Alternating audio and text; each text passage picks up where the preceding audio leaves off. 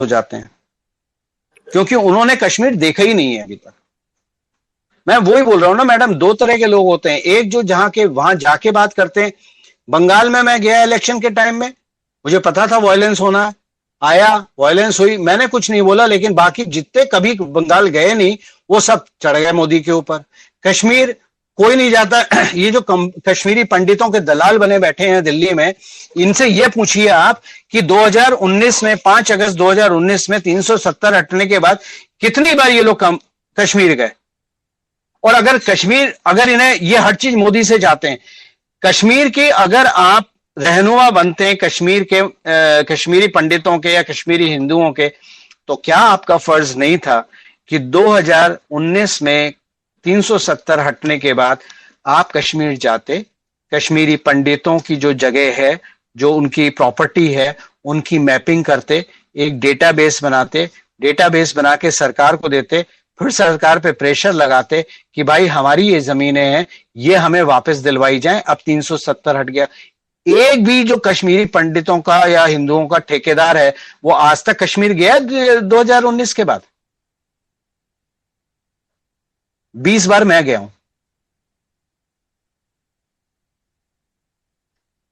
Ma'am. बिल्कुल बिल्कुल। मैं और सर आप बोल सकते हैं ना, आप 30 मिनट्स में एक्सटेंड करूंगी। हाँ ठीक है मैम। ओके, सो समीर जी आप अपना क्वेश्चन रखें, मैं फिर कर्नल मयंक के पास आऊंगी। Gayatri ji thank you. Doctor साहब नमस्कार। नमस्कार सर। कश्मीर में आपने जो बात बोली है ना, उसमें मुझे कुका पारे वाला टाइम याद आ गया। आपने बहुत सटीक बात बोली है। बहुत लोगों को मालूम ही नहीं है कि कुका पारे जैसे कश्मीरी लोगों ने भारत सरकार का कैसे साथ दिया जब 1989 के बाद जो है मिलिटेंसी सबसे हाईएस्ट थी। बहरहाल मेरा क्वेश्चन जो है वो अफगानिस्तान को लेकर है। अगले 3 से 6 महीने में आप अफगानिस्तान को कहाँ देखते हैं सर?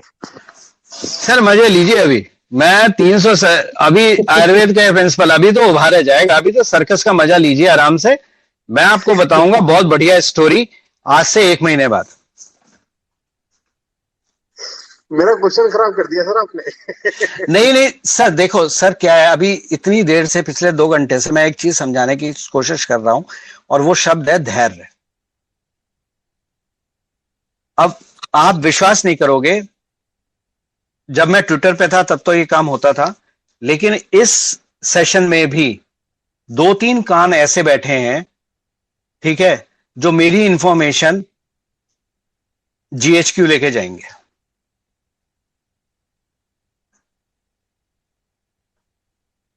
डेफिनेटली।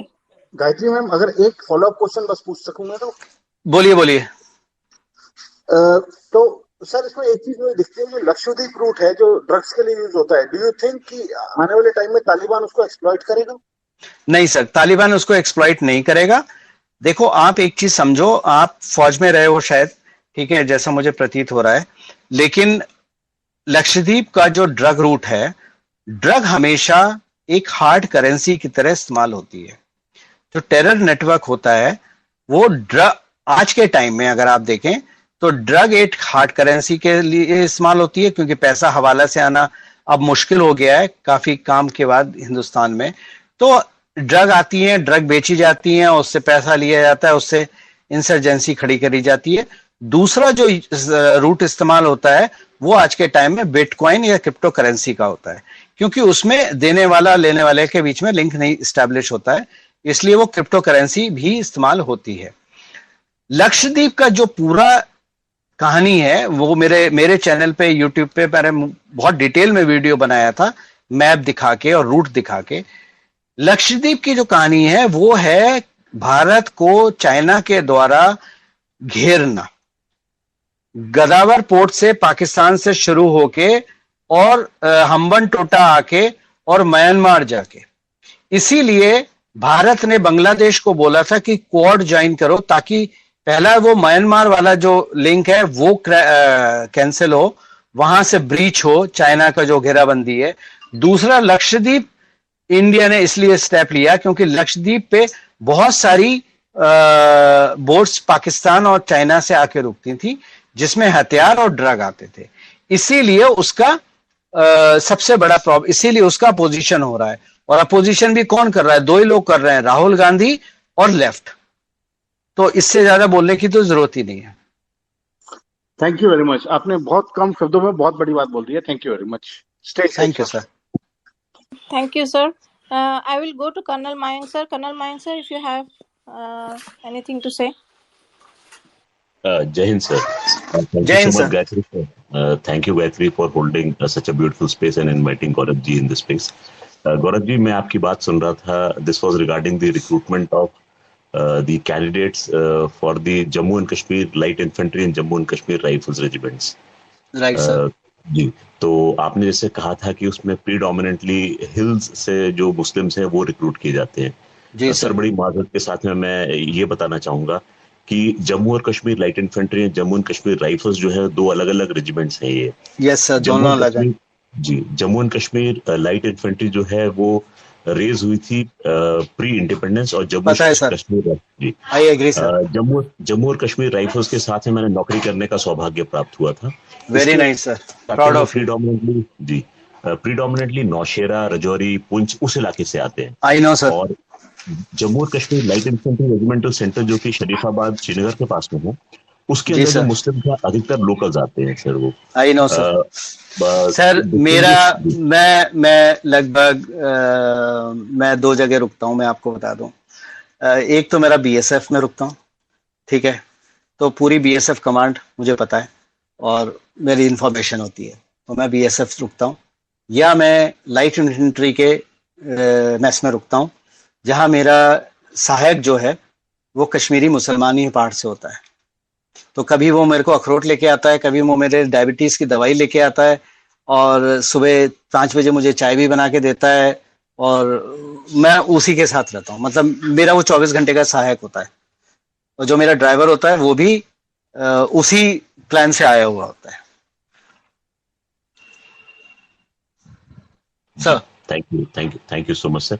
और दूसरी बात थी सर, जो आपने कहा था regarding the CA NRC protest जो हुआ था, उसके बाद में फार्मर प्रोटेस्ट हुआ था, एंड आपने बोला था कि शायद अगला प्रोटेस्ट जो है वो नहीं होगा ट्रेन को देखते हुए जिस तरीके से ये प्रोटेस्ट डील किए थे. सर, मेरा एक व्हाट यू कैन से, बड़ी हम्बली मैं बोलना चाहूंगा कि I expect another protest on a similar lines, जो कि फिर अक्टूबर, नवंबर, दिसंबर में ब्रू होगा, क्योंकि सर होगा।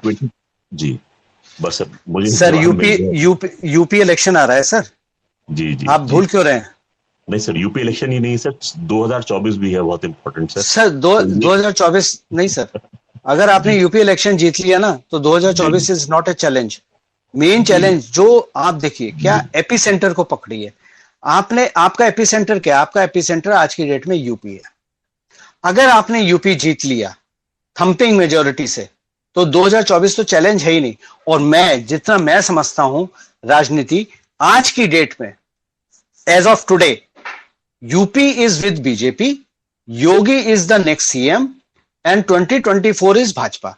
बस मैं एक ही डाउट है मेरा कि मोदी 2024 में प्रधानमंत्री होंगे, कैंडिडेट होंगे, या कोई और होगा। Thank you so much sir.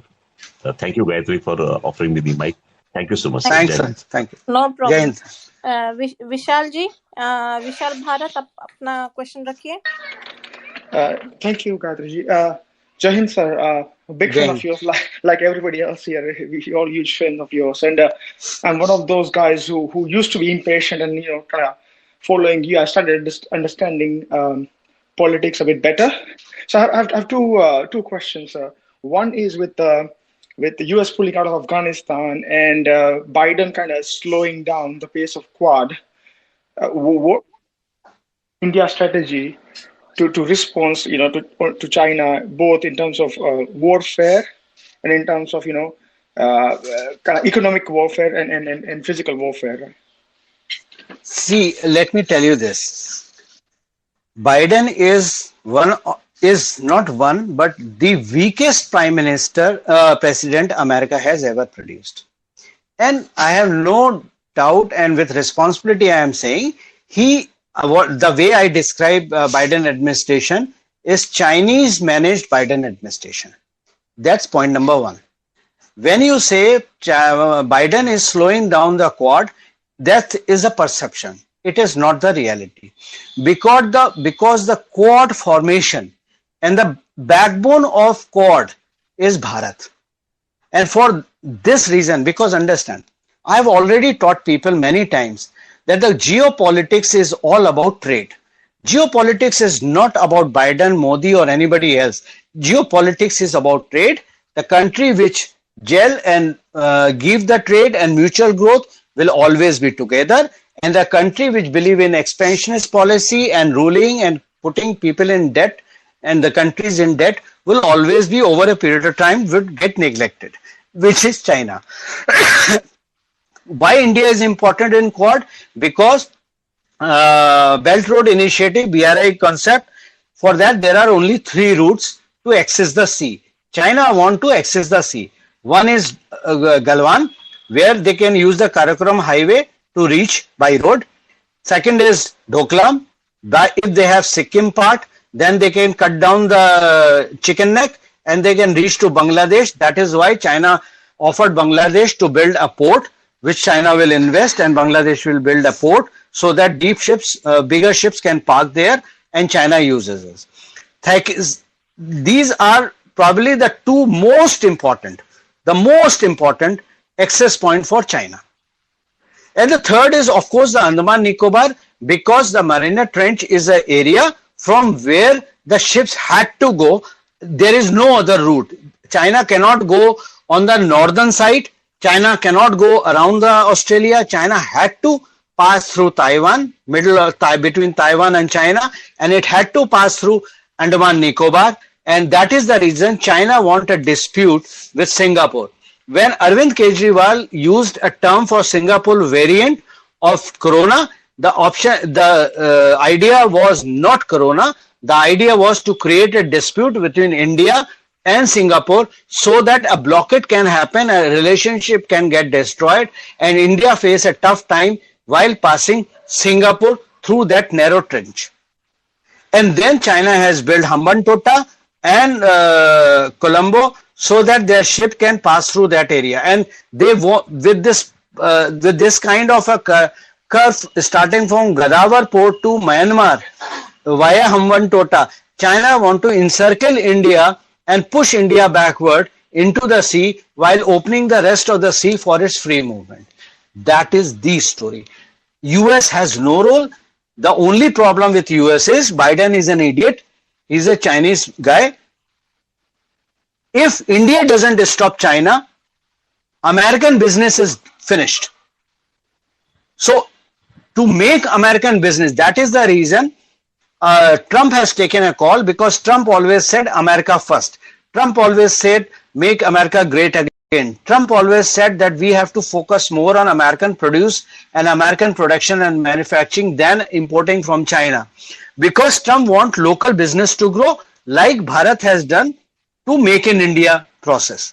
Right? Now, if China start exporting its goods easily through water to America, the American production will not gain access. So who can stop China? It is only Bharat. So for Quad, Bharat is the backbone. Now, I cannot explain more simplified term and non-intellectual term, because intellectually it would be very complex. So I always prefer to explain in a very layman language. I know some will laugh, but this is what my viewpoint is. Helpful. I mean, so just one follow-up question, guys. In terms of so what do you think is does India have a strategy to take all this expansionist policy of China and the fact that India will never go expansionist policy. India don't believe in expansionist policy. India also don't believe that war is the answer and firing bullet will solve the problem. India will entrangle China in its own game. Understand one thing: the Chinese Communist Party, which is the only party in China and which is China in sense, their philosophy is strangle a nation in its own problem. मतलब आपके जो problem है उसी के फांसी का फंदा बना के आपके गले में डाल दें, ये चाइना की स्टैंडर्ड पॉलिसी है. ठीक है. और इस पॉलिसी को अगर हम रिपीट यूज करें चाइना पे, हम चाइना को ही उसी के गर्दन में फंसा देंगे। तो अभी जो अफगान में बात हो रही है, चाइना के लिए बहुत बड़ा ट्रैप ले करा गया है। आप देखते रहो, आने वाले टाइम में आपको मजा आएगा बहुत। I just want to resonate sir's views because विशाल जी, आप अगर देखेंगे हमारे रामायण के युग में भी राम जी लंका गए थे, लेकिन कभी अपना आधिपत्य श्रीलंका में भी बना के नहीं आए। We do not believe in that expansion theory. So my question was more towards what's our counter to China. Not I totally agree. As a nation, we never expanded. देखो क्या, when you call counter to China, many people say अरे China का import बढ़ गया, China से balance of trade disturb हो गया, China से हमारा इंपोर्ट बढ़ गया। आप एक चीज याद रखो, आपने पिछले 40 साल अपनी फार्मास्यूटिकल का 96% एपीआई प्रोडक्शन चाइना के हाथ में दे रखा है। अगर आप एक दिन में सारी चीजें उठा के बंद कर दोगे, आपकी लाइफ सेविंग ड्रग जो भारत में बनती हैं वो कहां से बनेंगी? तो आप एक दिन में तो सब चीज बंद नहीं कर सकते। हाँ, जो चीजें आपको बंद करनी थी, आपको 5G बंद करना था, आपने वो कर दिया। आपको कंप्यूटर्स का करना था तो आपने इंडियन मैन्युफैक्चरिंग खोल दी, लिक्विडेटिव ऑफर दिए, कॉर्पोरेट टैक्स 15% दिया, कंपनी इंटरेस्टेड होंगे इंडिया में आने में और इंडिया में बनाने लगे। मोबाइल फोन आपने इंडिया में बनाने लगे तो आपने इलेक्ट्रॉनिक्स बंद नहीं करा। लेकिन जो बहुत सारी, अब जैसे जब कोरोना शुरू हुआ था तो आप लोगों को तो किसी को पता ही नहीं, हमें भी नहीं पता था कि 99% हमारा जो बेसिक फेस मास्क है, सर्जिकल मास्क और पीपीई किट, वो चाइना से आती है। हमें तो पता ही नहीं था। लेकिन क्राइसिस आया, हमने प्रोटेक्शन करा, आज हम 100% अपने यहाँ प्रोड्यूस कर रहे हैं और एक्सपोर्ट भी कर रहे हैं। जनसो गोपाल जी, प्लीज अपना क्वेश्चन पूछिए। जी मैम, मेरे बस 2 हम्बल सबमिशंस थे। एक तो 100% कश्मीरी मुस्लिम रेजिमेंट कोई नहीं है, और drug is a subset of terrorism, not otherwise. Drug finance करता है इसको, टेररिज्म को, and Rajouri is definitely one of the roots जो गौरव जी ने बोला, and even Baramulla, Kupwara is there. There are other routes also, but क्या बोलते हैं कि drugs is a subset of terrorism in financing. Otherwise, sir मैंने सरल शब्दों में बता, और बहुत सारे स्ट्रेटेजिक इंफॉर्मेशन होती है जो मैं बता नहीं सकता। सर तो बस हाँ, हर्ड यू सर, बिल्कुल सर। बट वही था कि 100% कश्मीर रेजिमेंट्स भी नहीं थी सर। बस सर 100% नहीं है, 90% लेके चलिए। फ्रंटलाइन सोल्जर्स, मैं ज्यादा बोलूंगा नहीं सर, फ्रंटलाइन सोल्जर्स की बात कर रहा हूँ। बट एनी, हाँ ठीक है जी सर। मैं भी बंकर में रह के आया हूँ, कुछ सीख के ही आया हूँ सर। ठीक है सर, बिल्कुल। अजय राणा जी, आप काफी देर से वेट कर रहे थे, आप अपना क्वेश्चन पूछ सकते हैं। Gaurav ji, thank you so much. मेरा क्वेश्चन जो बाइडन, ट्रम्प और मोदी और चाइना को लेके है, क्योंकि यहाँ पे टेलीग्राम चैनल्स पे तो बड़ा अग्रेसिवली चल रहा है कि बड़ी धांधली हुई इलेक्शंस में यूएस में, और जो बाइडन जैसे आपने कहा कि सबसे वीकेस्ट प्रेसिडेंट रहा है यूएस का आज तक, बट उसकी बैकिंग जो है लेफ्टिस्ट की, और कहते हैं कि बराक ओबामा और Clinton and Soros and all that are the one who are actually calling the shots. तो ऐसे टाइम में हाउ मोदी और इंडिया विल टैकल जो अपनी इंडिया की डिपेंडेंसी। Sir it is a golden opportunity for India to be on the podium position. And मैंने बहुत पहले लिखा था जब बाइडेन जीता था, देखिए मैंने प्रेडिक्शन करी थी कि ट्रम्प जीतेंगे, लेकिन ट्रम्प नहीं जीते। लेकिन मेरी प्रेडिक्शन गलत नहीं थी, क्योंकि जो भी डेटा एनालिटिक्स मैं यूज करता हूं उसमें हम फ्रॉड को रूम नहीं देते, हम फ्रॉड को कैलकुलेट नहीं करते हैं। ठीक है, तो हम केवल ये जानते हैं कि लोग क्या वोट करेंगे और कैसे करेंगे और हवा किधर जा रही है। तो क्योंकि फ्रॉड हुआ था जिसको कैलकुलेट नहीं करता था, तो उस एंगल से मेरी प्रेडिक्शन गलत है। लेकिन weakest prime minister, weakest president Biden है, which is a good factor for one reason कि India will be now number 1 position in no time. And if you see from France to UK to other countries, every other country, they have accepted the India's leadership and in many areas. So slowly, the only thing is one day America had to accept India's leadership, which will come. Today आप देख लो आज क्या होता है, आज आप कुछ भी कर लो भारत में, अमेरिका सबसे बड़ा तो बाइडेन ही चुप बैठता है ना, वरना तो पहले तो ये होता था क्लिंटन के टाइम में या बुश के टाइम में रोज भारत सरकार को नसीहत दी जाती थी काम कैसे करना है क्या करना है, तो अब वो नसीहत में तो नहीं आती है ना। बिल्कुल।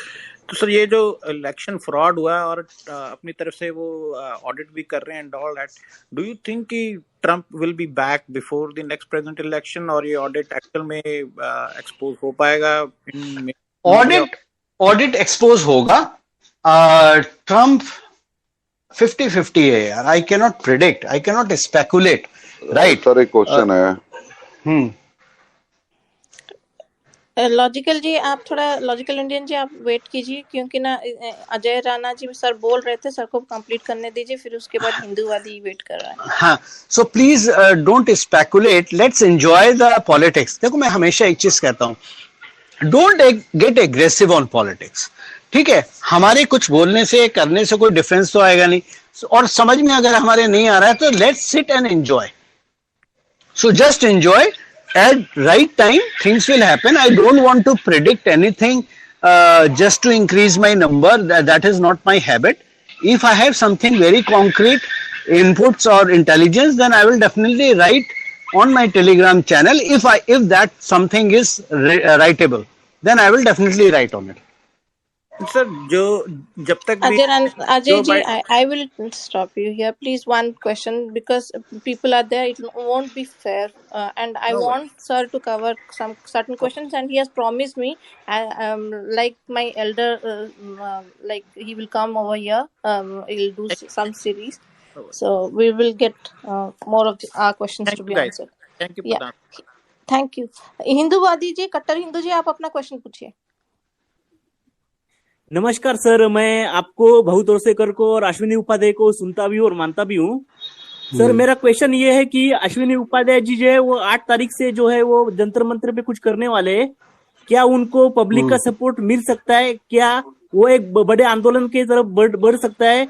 और क्या ये मोदी जी की स्ट्रैटेजी है कि धरना होने दिया, अपना ये जो बॉर्डर पे धरना दे रहे ये लोग लेफ्टिस्ट लोग, वो होने दे रहे क्योंकि ये राइट विंग का भी धरना होगा तो ये माहौल बन जाएगा, पूरा कॉन्स्टिट्यूशन लागू हो जाएगा? देखो यार भाई साहब, मेरी सोच थोड़ी अलग है। अश्विनी उपाध्याय जी मेरे बड़े भाई या कह ले मेरे साथी हैं, ठीक है। तो मैं ये तो नहीं कह सकता कि वो सही कर रहे हैं या गलत कर रहे हैं, वो शायद कहना मेरे लिए ठीक नहीं होगा, लेकिन इन सब का कोई फर्क नहीं पड़ना, ठीक है। ये जो अश्विनी भाई कर रहे हैं या जो कुछ और करना चाहते हैं वो करें, वो भी जरूरी है, क्योंकि समाज में एक मैसेज पहुंचना भी जरूरी है कि ये गलत है। तो उस लिहाज से वो अच्छा है, वो करें ताकि समाज में एक मैसेज हो। लेकिन अगर आपको ये लगता है कि उनके करने से नरेंद्र मोदी की कोई पॉलिसी बदलेगी या कोई नया बिल आ जाएगा, तो मेरे ख्याल से इस चीज को आप भूल जाइए, ऐसा नहीं होगा। मेरा मतलब था सर माहौल बनाने से था, मतलब ये बेटा माहौल बनाने से वो दिन गए जब आपके प्रदर्शन से माहौल बनता था और सरकार माहौल के हिसाब से काम करती थी। आज सरकार माहौल के हिसाब से काम नहीं करती है, आज सरकार उस हिसाब से काम करती है जो उसने 5 साल पहले प्लानिंग करी है और उसके लिए रास्ता बनाया हुआ है। तो माहौल की जहां तक बात है, वो माहौल लोगों में अवेयरनेस के लिए होता है, उससे सरकार की नीति, नियत और काम करने का तरीका नहीं बदल सकता। ओके, लॉजिकल इंडियन जी, लॉजिकल लिबरल जी, आप अपना क्वेश्चन पूछिए। Thank you Gayatri ma'am, congratulations for a very informative space. Actually मैं बात रखना चाहता था, कर्नल मयंक बात कर रहे थे और गौरव जी बात कर रहे थे, लेकिन उसके बाद 3-4 ऐसे आ गए कि मेरे 3-4 सवाल हो गए। आप बोले तो मैं गौरव जी से वो 3 या 4 सवाल रख सकता हूँ क्या?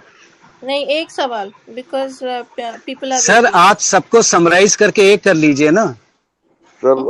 अलग टॉपिक आपने चाइना भी छेड़ दिया, बाइडेन भी छेड़ दिया, तो ठीक है ना। तो ठीक है ना, अगली बार आएंगे तो आप भी परमानेंट बने रहिए, हम भी परमानेंट बने रहते हैं। मैं तो गायत्री जी के साथ परमानेंट हूँ ही सर, आप भी आइए। तो फिर आप अगली बार पूछ लीजिएगा, अभी एक पूछ लीजिए। प्रोटेस्ट की बात है तो मुझे तो ये लग रहा है कि अगली प्रोटेस्ट नहीं होगी, जैसे आप बोल रहे थे ना प्रोटेस्ट होगी।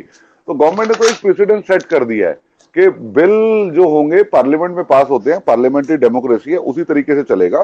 और जितना मॉरल हाई था शुरुआत में, चाहे सीए हो चाहे फार्मर्स बिल हो, हौसले टूट चुके हैं। तो गवर्नमेंट ने तो एक बहुत बड़ा प्रेसिडेंट सेट कर दिया है कि आप आइए सड़कों पे, हम आपको कुछ नहीं कह रहे, आपका प्रोटेस्ट हक है, लेकिन डेमोक्रेसी हिंदुस्तान में पार्लियामेंट्री चलेगी।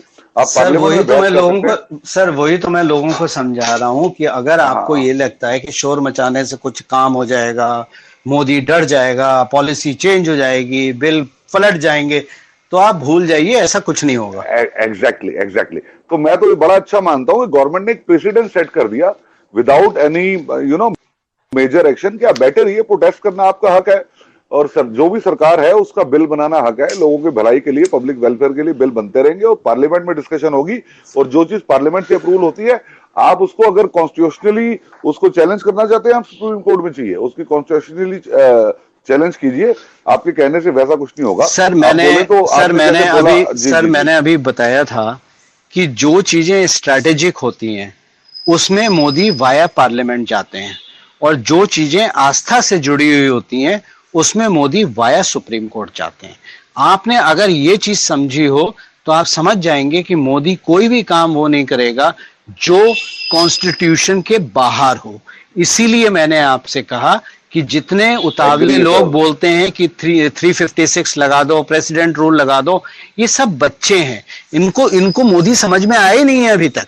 इसीलिए पर्सनली आप किसी को जज मत कीजिए, आप बहुत ज्ञानी हैं। पर्सनली नहीं कर रहा हूं सर, मैं एक जेनरिक बात बोल रहा हूं कि जब लोग, मैं जेनरिक बात बोल रहा हूं, जैसे सोशल मीडिया पे, और मेरे लिए वो बच्चे ही हैं क्योंकि यंग है, यूथ है, 25 साल के हैं, 20 साल के हैं, कुछ स्कूल के बच्चे भी हैं कि भाई बंगाल में 356 लगा दो, प्रेसिडेंट रूल।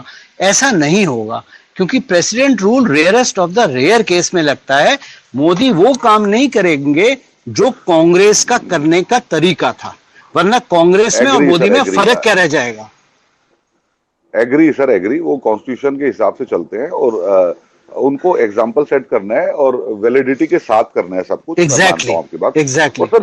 और सर जो बाइडन साहब की बात, और आपने जो चाइना की बात की है ना, वो उसमें एक क्वेश्चन मैं आउट ऑफ द वे जाके कर रहा हूँ गायत्री मैम।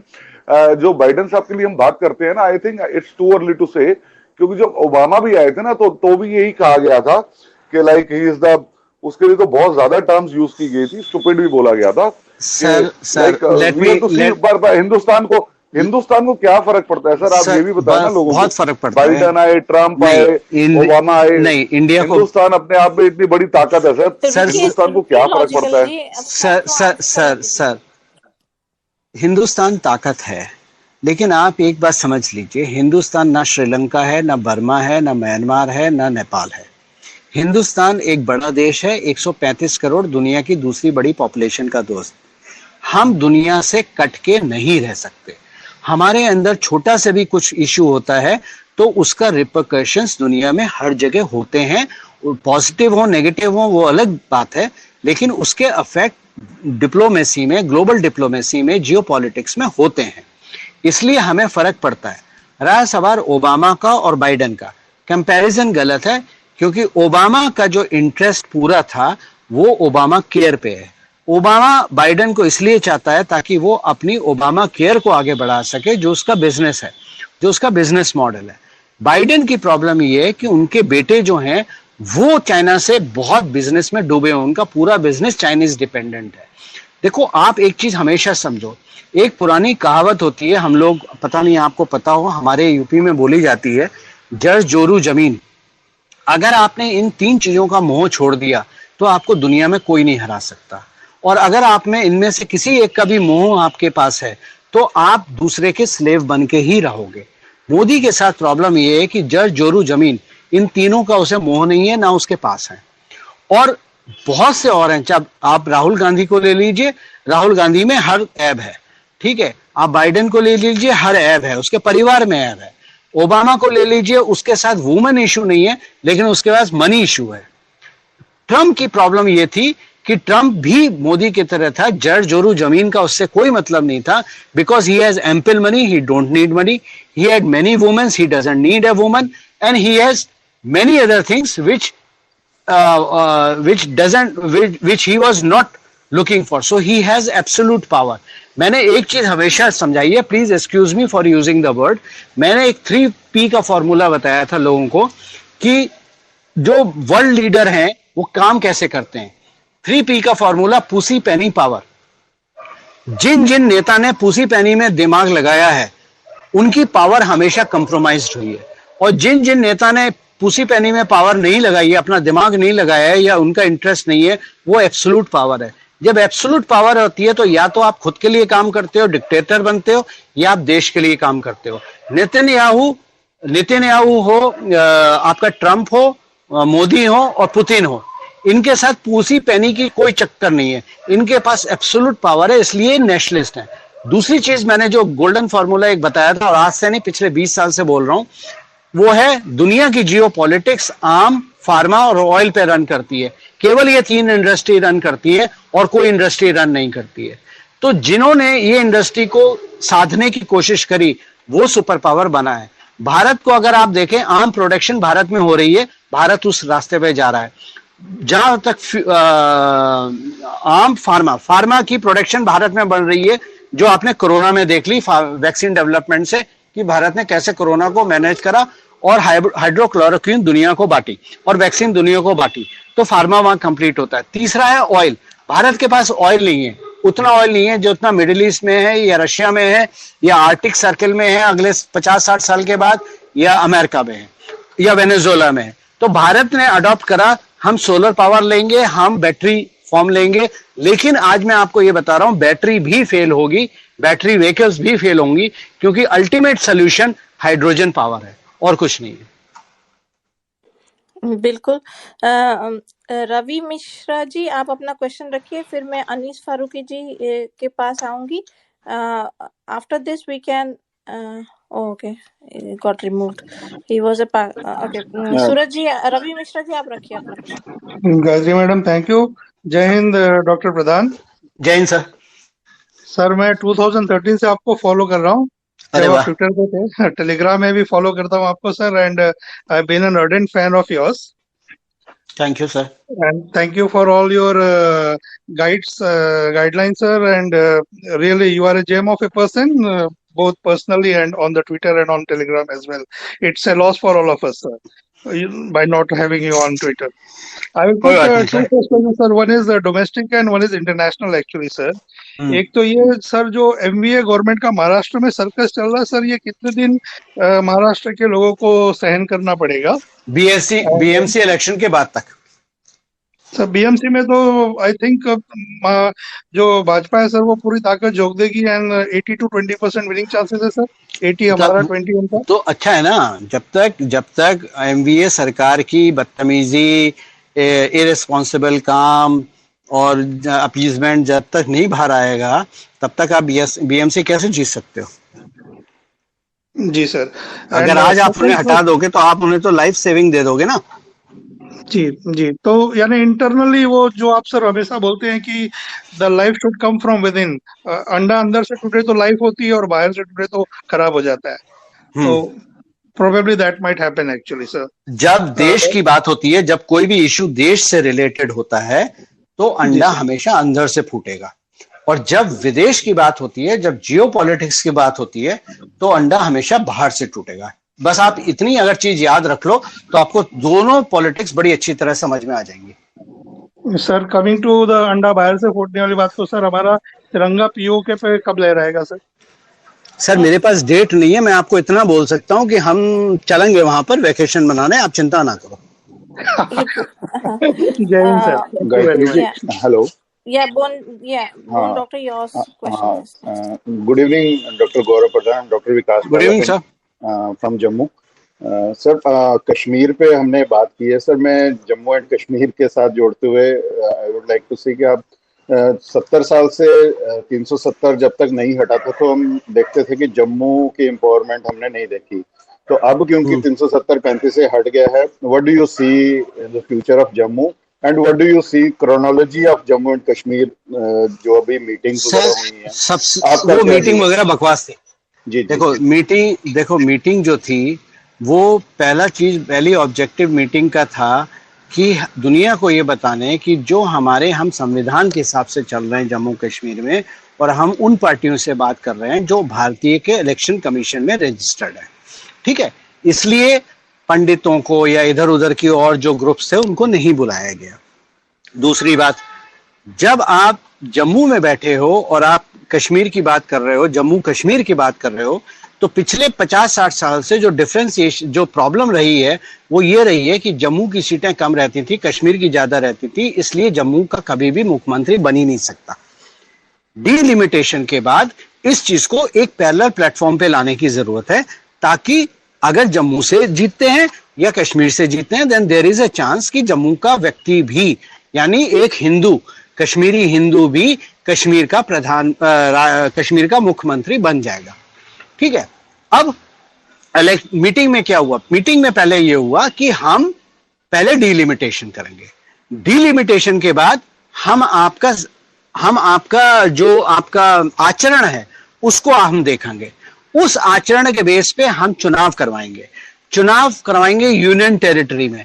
जब हम संतुष्ट हो जाएंगे, हमारी एजेंसी संतुष्ट हो जाएंगी कि आपके अंडर में जम्मू कश्मीर सुरक्षित है, देश का हिस्सा है, आप कोई टांग कदम नहीं रखोगे और सेंटर की मॉनिटरिंग की जरूरत नहीं है, तब हम उसको फुल स्टेट में फिर से कन्वर्ट कर देंगे।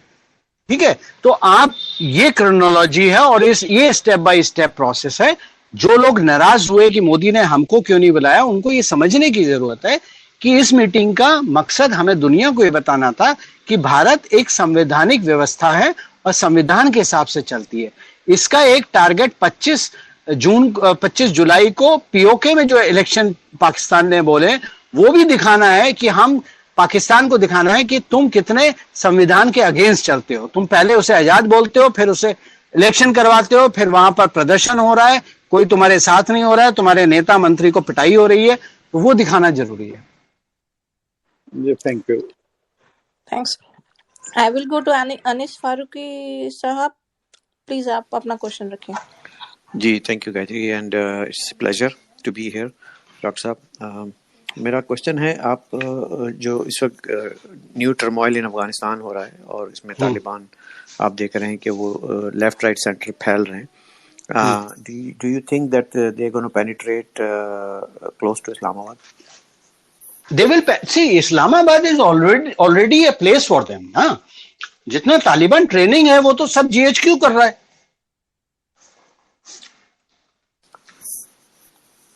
तो अफगानिस्तान में जो हो रहा है फारूक, वो उसकी आंच भारत में भले ही ना आए, लेकिन उसकी आंच पाकिस्तान को जला के राख कर देगी। ये आप लिख के रख लो। So you follow up, like, do you think there's another disintegration happening in the near future soon? Pakistan cannot survive more। थी पाकिस्तान की जिंदगी एक राष्ट्र के लिए, मैं ये बोलता हूं, भारत जब 100वीं अपनी इंडिपेंडेंस मनाएगा, 100th इंडिपेंडेंस, तो पाकिस्तान अपनी 100 इंडिपेंडेंस नहीं मनाएगा, बल्कि 4-5 डिफरेंट छोटे छोटे राष्ट्र 10 साल 15 साल वाली इंडिपेंडेंस मना रहे होंगे। Thank you sir. Okay, I have only 5 more speakers. These are my last, and I will close the session. So, Ila ma'am, please ask your question. Yeah. Hi everybody and namaste sir. Namaste ma'am. It's privileged to hear your views, and I really like the way that you have told about the presence of the Mahabharata and Ramayana and the why the Modi, the reason of the Modi government regarding the Middle East, and that was specifically being understood by me as well. And so second point, I want to know about these things. What should be the India's take on Afghanistan first? Ma'am please Afghanistan पे अभी मत पूछो, बहुत सारे लोगों ने सवाल पूछ लिए ऑलरेडी, और इससे ज्यादा मैं अफगानिस्तान पे भारत के बारे में, भारत क्या कर रहा है, मेरे ख्याल से मेरा बोलना ठीक नहीं है। जैसा मैंने बोला, मैं बोल के नंबर तो बढ़ा सकता हूँ, ठीक है, और क्योंकि वो बात सच हो जाएगी, मेरे नंबर बढ़ जाएंगे, लेकिन मेरे राष्ट्र के लिए वो शायद ठीक नहीं होगा, क्योंकि बहुत से ऐसे लोग भी मुझे सुनते हैं जिनको मैं नहीं चाहता कि वो मेरी बातें सुने।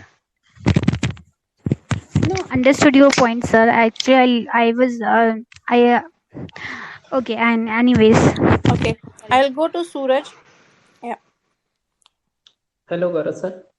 यस बेटा। सर, जैसा कि हमने ये देखा है करेंट गवर्नमेंट हमारे ढेर सारे एक्सपेक्टेशन पे खरी उतरती है, अच्छे अच्छे बिल लाए, बहुत अच्छे अच्छे बिल लाए। सर मेरे ख्याल से जो सबसे बड़ा कैंसर हमारे कंट्री में है ना, वो रिजर्वेशन है।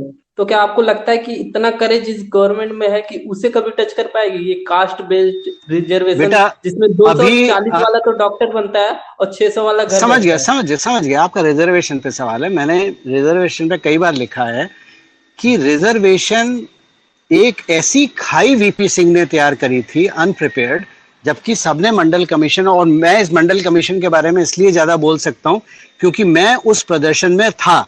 मेरे सामने गोस्वामी ने भारत का पहला आत्मदाह करा था, मेरे सामने गोस्वामी ने आग लगाई थी पेट्रोल डाल के, और हमने टीयर गैस शेल पार्लियामेंट के अंदर फेंके थे। मेरी पार्लियामेंट स्ट्रीट पुलिस स्टेशन पे बहुत ठुकाई भी हुई थी। मेरी पीठ पे 3 निशान है लाठियों के, आज भी हैं, दर्द भी होता है क्योंकि वो स्पाइन में लगा था। ठीक है, तो मैंने वो देखा है। रिजर्वेशन खत्म कैसे होगा?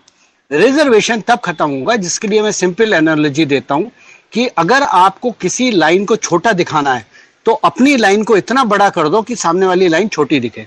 लाइन को काटना सोल्यूशन नहीं है। आप जो बात कर रहे हो, जो सारे लोग रिजर्वेशन के बारे में बात करते हैं, वो ऐसे बोलते हैं कि लाइन को काटेंगे हम। लाइन को काटना सोल्यूशन नहीं है। मैंने अभी अभी बोला था एक सवाल के जवाब में कि अंडा जब अंदर से फूटता है, आप रिजर्वेशन आज नहीं जाएगा, रिजर्वेशन 5 साल नहीं जाएगा, शायद 10 साल भी ना जाए, लेकिन 15 साल के बाद रिजर्वेशन को लोग पूछना बंद कर देंगे अपने आप, और उसी को कहते हैं the egg should break from inside. So जितने ऐसे प्रश्न हैं जो कि आस्था से रिलेटेड हो गए हैं, उनका रास्ता सुप्रीम कोर्ट से निकलेगा और वो अंडा अंदर से ही टूटेगा।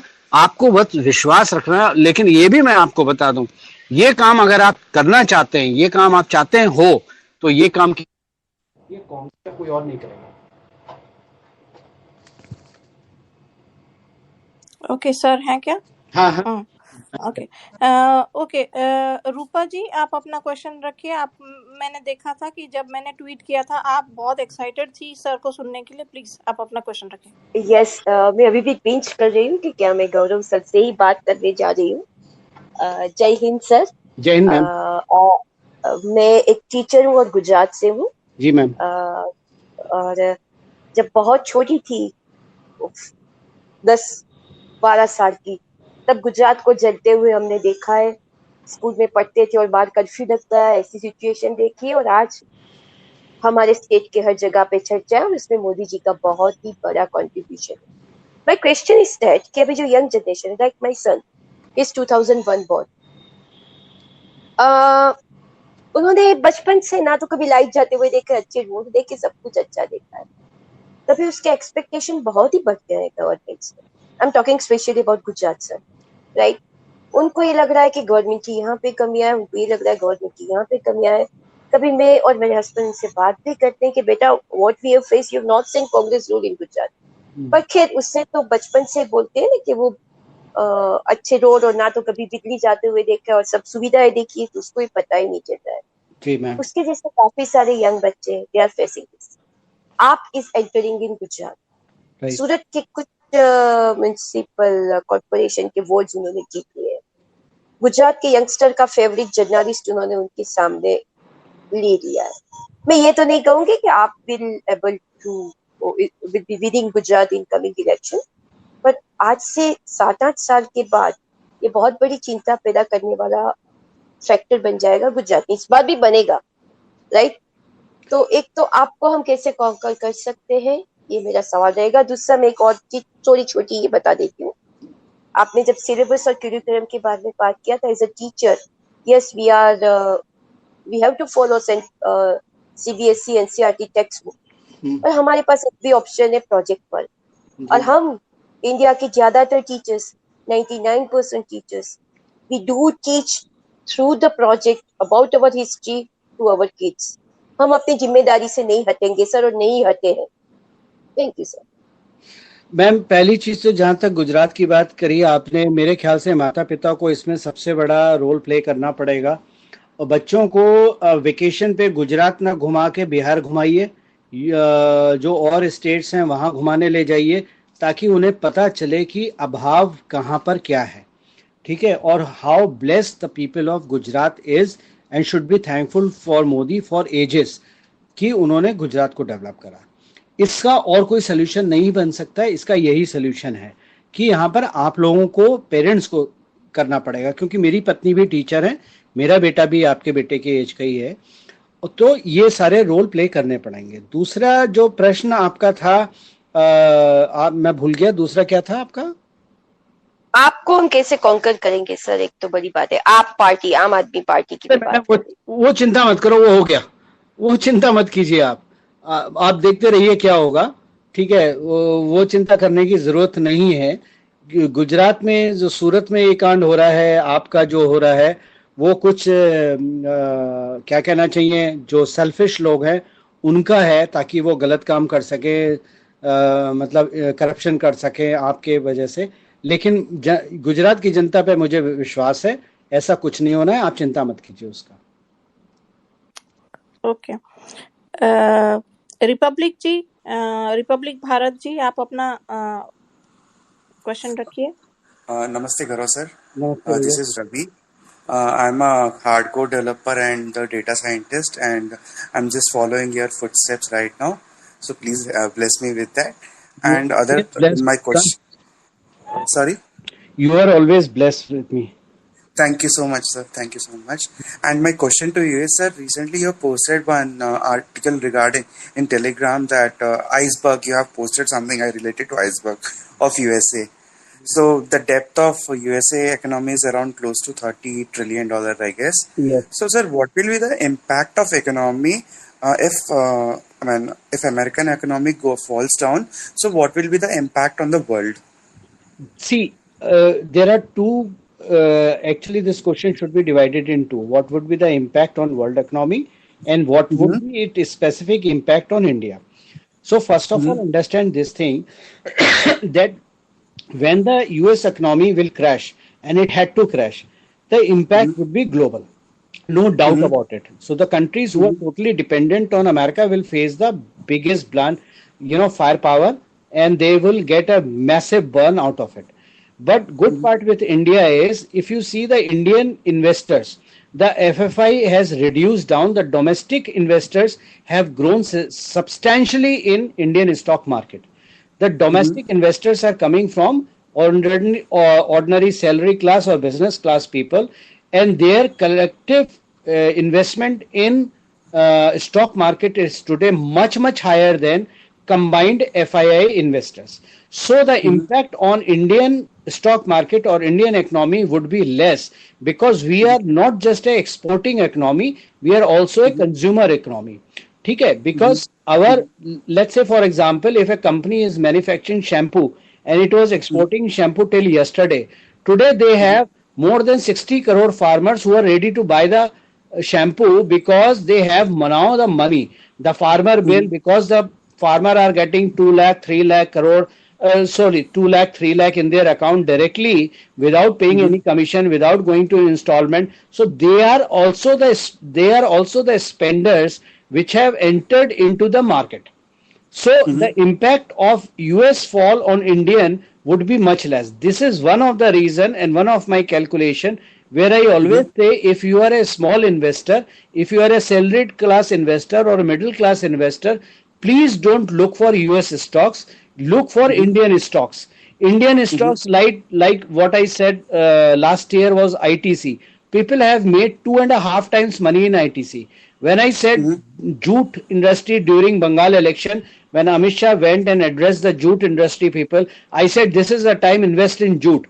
People have made almost double of their investment in jute industry. I mean, I think it was 1.9% or 1.9 times or 2.9 times, I don't remember, but that was the investment level. So if you are an investor in market, my suggestion would be to focus on Indian industry where the consumption is more, where the company's consumption production is more consumed in India than shipping to US or any other part of the world.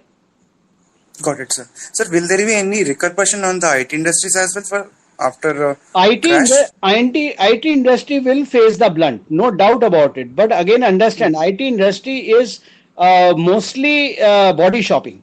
what IT industry do in US is body shopping. We are not inventing anything. We are not creating any new thing. So once always a problem opens a door for another thing. Once that happen and once IT industry face the blunt, you will see a volcano in India of development and creation of better products and services in Indian IT industry, because IT industry would have no other option but to focus in India. Okay, Okay. got it. Thank you, sir. Rajesh Pandit ji, आप अपना question रखिए, फिर Meenu ma'am आप अपना question, and will end the space because it's long time sir has spoken. Hello, नमस्कार sir. नमस्कार sir. Hello. Yes, please go ahead. Sir, आशा करता हूँ आपकी तबीयत पूर्ण रूप से स्वस्थ अरे होगी बिल्कुल अभी. First class. आज डॉक्टर ने बोला है मेरी आंखें 6/6 हो गई हैं. अच्छा, बहुत बढ़िया, बहुत बढ़िया. गायत्री जी, नमस्कार आपको भी. और मेरा सवाल ये है कि आपने कुछ दिन पहले लिखा था कि 22 में कुछ चेंज होने वाला है. मतलब मोदी जी प्रेसिडेंट बनेंगे और अमित शाह में भी पीएम. तो क्या आप मानते हैं कि हमारा कॉन्स्टिट्यूशन में कुछ चेंज आने वाला है? कॉन्स्टिट्यूशन में चेंज क्यों आएगा? नहीं, ये पोस्ट में शायद मेरा यही अनुमान है कि शायद ऐसा हो सकता कॉन्स्टिट्यूशन है. में कोई चेंज नहीं आएगा. कॉन्स्टिट्यूशन वहीं रहेगा. देखो, 70 साल से हमें एक चीज बेवकूफ बनाई गई है कि भारत का प्रधानमंत्री सबसे गवर्नमेंट हायरार्की में, कॉन्स्टिट्यूशनल पोस्ट के हायरार्की में सबसे पावरफुल बंदा होता है. इसमें कोई शक नहीं. लेकिन वो सुप्रीम नहीं होता. सुप्रीम प्रेसिडेंट ही होता है. लेकिन हमेशा हमारी सरकारों ने ऐसा प्रेसिडेंट अपॉइंट करा जो कि वीक रहे, जिसकी वजह से प्रेसिडेंट रबर स्टैम्प बन के रह गया. भारत के इतिहास में 2 प्रेसिडेंट ऐसे थे जो अपने रास्ते से भटके, या कहना चाहिए जिन्होंने अपनी पावर दिखाई या अपनी अकल यूज करी और उनको सपोर्ट नहीं मिला. एक थे डॉक्टर कलाम और दूसरे थे प्रणब मुखर्जी. इन दोनों ने अपनी अकल का इस्तेमाल करा, अपनी अकल इस्तेमाल करी और प्रेसिडेंशियल पावर जो होती है वो इस्तेमाल करी. दोनों को कांग्रेस ने सपोर्ट नहीं करा, क्योंकि कांग्रेस प्रेसिडेंट को हमेशा एक स्लेव की तरह देखना चाहती है. ये 70 साल का इतिहास है. लेकिन वो चीज अब बदल रही है और बदलेगी. लेकिन कॉन्स्टिट्यूशनल चेंज कुछ नहीं होना है. Okay, thank you sir. Okay, Meenu ji, आप अपना क्वेश्चन रखने से पहले गौरव जी से मैं रिक्वेस्ट करूंगी, सर अपना टेलीग्राम आईडी आप ये मनीषा गौरव जी जो हैं उनके वहां पे आप अपना पब्लिश कर दें. हाँ, ताकि लोग सब फॉलो कर दें. मैं उनके हैंडल पे लिख दूंगा मेरा टेलीग्राम आईडी, आप प्लीज वहां से उठा लीजिएगा. बिल्कुल. एंड न्यूयॉर्क मैम, प्लीज अपना क्वेश्चन रखें. Thank you Gayatri. Thank you sir again to give me chance to speak to you. Sir, मैंने पहले भी आपको बहुत क्वेश्चन करके बॉदर किया है. अगेन लास्ट 2 शॉर्ट क्वेश्चन आप अगर देना चाहें, और नहीं तो आप पास भी कर सकते हैं. सर, मेरा क्वेश्चन है कि सुप्रीम कोर्ट को गवर्नमेंट के माइनॉरिटी कमीशन बिल को लेकर क्या व्यू है, और क्या इसको लेकर हमें प्रेशर करना चाहिए, और ये प्रेशर करना कितना सही होगा या गलत होगा? मैम, पहले इस सवाल का जवाब दे दूं आपको. अगर आपने कुछ फॉलोअप नहीं करा है, सुप्रीम कोर्ट ने ऑलरेडी गवर्नमेंट को बोला है कि माइनॉरिटी की डेफिनेशन डिफाइन करो. ठीक है, सुप्रीम कोर्ट ये ऑलरेडी ऑर्डर दे चुका है गवर्नमेंट को, और गवर्नमेंट के पास 6 महीने से 1 साल का वक्त है माइनॉरिटी की डेफिनेशन डिफाइन करनी है. जब वो माइनॉरिटी की डेफिनेशन डिफाइन करेंगे तो माइनॉरिटी कमीशन का इशू अपने आप सॉल्व हो जाएगा. मैंने आपको क्या बोली, जो चीज आस्था से जुड़ी हुई होती है उसका रास्ता मोदी जी सुप्रीम कोर्ट से शुरू करते हैं, और जो चीज स्ट्रेटेजिक होती है उसका रास्ता मोदी जी पार्लियामेंट से शुरू करते हैं. तो पहले पार्लियामेंट जाता है, फिर सुप्रीम कोर्ट इंडोर्स करता है. लेकिन जो आस्था का होता है उसमें पहले सुप्रीम कोर्ट बोलता है, फिर जरूरत पड़ी तो पार्लियामेंट उसमें नोट देता है. Perfect sir, thank you so much sir, I got my answer. और दूसरा बहुत छोटा क्वेश्चन है, लेकिन ये बहुत ही क्या कहते हैं, सबको खलता है. ये क्वेश्चन ये है कि श्रीमती इंदिरा गांधी जी ने इमरजेंसी के समय में बिना किसी से पूछे कहे चुपके से जो सेकुलर वर्ड है वो हमारे कॉन्स्टिट्यूशन के प्राइमबल में जोड़ दिया था जिस तरह से. तो वो जैसे कि हम जैसे कोई गवर्नमेंट के कॉन्ट्रैक्ट्स होते हैं तो उसके लिए सबको कॉन्ट्रैक्ट देने के लिए लाइन में खड़ा रहना है, people will be happy to get the contract. पर ये सेक्युलरिज्म का कॉन्ट्रैक्ट सिर्फ हिंदुओं पे ही क्यों थोपा गया जबरदस्ती, जबकि वो लेना नहीं चाहते थे? मैडम, क्योंकि हिंदुओं की पॉपुलेशन भारत में कम करनी थी, क्योंकि भारत को हिंदू राष्ट्र नहीं बनने देना था, इसलिए सेक्युलर वर्ड इस्तेमाल हुआ। सेक्युलर वर्ड कैसे हटेगा? अंडा अंदर से फूटेगा, पार्लियामेंट से ही निकलेगा। लेकिन कब निकलेगा? ये तब निकलेगा जब लोग मोदी, योगी इत्यादियों पे सवाल करना बंद कर देंगे, हमेशा उनको कटघरे में डालना बंद कर देंगे और एक यूनिफाइड फोर्स की तरह इन लोगों के साथ खड़े होंगे। आज भाजपा के साथ यूनिफाइड कौन है? कितने लोग हैं? आप देखिए, जो लोग कल ये बोलते थे कि मोदी जी राम मंदिर बना दो, हम आपसे कुछ नहीं मांगेंगे, 370 हटा दो, हम कुछ नहीं मांगेंगे, आज वो बोलते हैं कि पॉपुलेशन कंट्रोल बिल क्यों नहीं लाए, आज वो बोलते हैं मुसलमानों को बाहर क्यों नहीं निकाला, आज वो कुछ और बोलते हैं।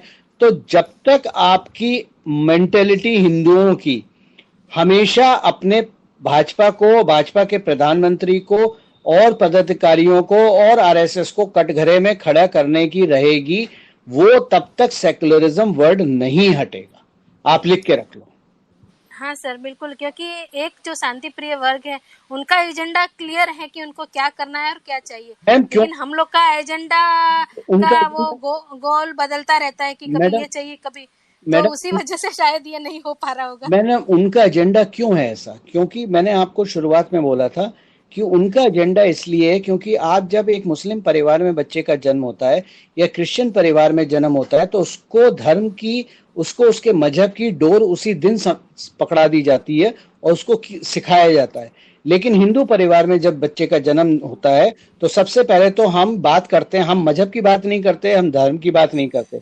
हम हॉस्पिटल में बच्चे को, जब माँ बच्चे की डिलीवरी लेती है तो बाप या दादा उसको हाथ में लेके बोलता है मेरा बेटा तो इंजीनियर बनेगा, डॉक्टर बनेगा, और नेता बनेगा, या जो भी उनका प्रोफेशन है वो बनेगा। तो हमने तो बच्चे का प्रोफेशन ही पहले डिसाइड कर दिया, हमने धर्म की बात कहाँ करी? Yes sir, thank you sir, I got my point. और हम इंतजार करेंगे बस सेक्युलरिज्म। मैडम आप एक चीज समझिए, आप एक चीज समझिए, हिंदू जो है वर्टिकल ग्रोथ में बिलीव करता है कि मैं क्या बनूंगा, मैं डॉक्टर बनूंगा, इंजीनियर बनूंगा, आईएएस बनूंगा, आईपीएस बनूंगा। मुस्लिम परिवार कभी वर्टिकल ग्रोथ में उसको आपके आईएएस, पीसीएस, इंजीनियर, डॉक्टर इत्यादि इत्यादि से कोई मतलब नहीं है। वो हॉरिजेंटल ग्रोथ की तरफ जाता है। उसको ये पता है कि मैं किसी शागिर्द के नीचे 5 साल से काम करूंगा, 10 साल 15 साल काम करने के बाद मैं कुशल कारपेंटर बन जाऊंगा और मैं पहले दिन से घर में पैसे ला रहा हूं। आप पहले 50 लाख खर्च करते हैं बच्चे को पढ़ाने में, इंजीनियर बनाने में, एमबीए बनाने में, डॉक्टर बनाने में 1-1 करोड़ खर्च हो जाते हैं। उसके बाद आपको नौकरी मिलती है 10,000 की, तो आप अपना कॉलर ऊपर करके बोलते हैं भाई साहब 10,000 की नौकरी मिल गई। आपका रिटर्न ऑफ इन्वेस्टमेंट कहाँ है? Thank you, sir. I got my point. Thank you, sir. Yeah, It's nice I have to talk one to you, last sir. point. Thank you. Last one question, sir. What do you think about Digvijay ji? Is he the key behind success of Modi ji, or and is he the person who is destroying Congress? Madam, he is the man who is destroy। एक बात आप याद रखिए, राहुल गांधी कांग्रेस को destroy कर रहा है कांग्रेस का लॉयल बन के, ऑन ए परसेप्शन स्केल, ठीक है, नैरेटिव क्रिएट करके। और Digvijay Singh belong to a classic political background. Digvijay Singh is destroying Congress from inside without naming Congress. और रहा सवाल आपका इसमें तीसरा पॉइंट, क्या वो मोदी जी के साथ हैं? मैं आपको एक चीज लिख के दे दूं, दिग्विजय सिंह, और मेरे को इस बात के कहने के लिए पिटाई मत करना मेरी आप लोग सोशल मीडिया पे, पर मैं आपको एक चीज लिख के दे रहा हूं, दिग्विजय सिंह मोदी जी के साथ प्रधानमंत्री बनने या चीफ मिनिस्टर बनने के टाइम से नहीं है, बल्कि उस टाइम से उनके साथ हैं जब मोदी जी प्रचारक थे।